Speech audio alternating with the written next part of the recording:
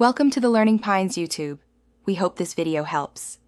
You start by confirming prerequisites and initializing Firebase. Do this now. Create a Firebase project and register your Android and iOS apps, then download Google Services, JSON or Google Service Info. Plist. Add Firebase Core and Cloud Firestore to PubSpec. YAML and run Flutter Pub get so your packages are ready. Once done, configure platform files. Place the JSON/plist in the exact folder and update Android manifest or runner settings. This ensures Flutter can communicate with Firebase when you launch your app. Now configure each platform precisely so Firestore works. For Android, update project level and app level build. Gradle, apply the Google Services plugin and ensure Min SDK version meets requirements. For iOS, add Firebase pods, run pod install, and adjust runner settings if you need swift bridging. In Flutter, call widgets Flutter binding.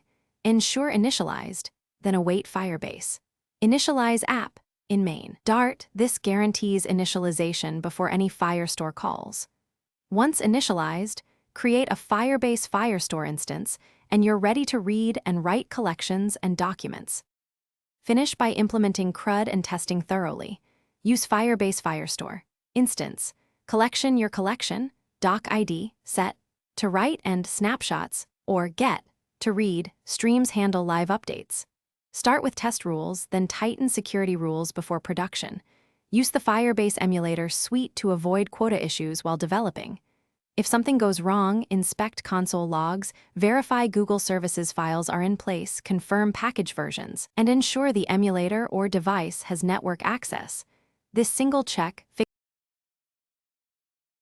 Thanks for watching. Consider subscribing if we helped you.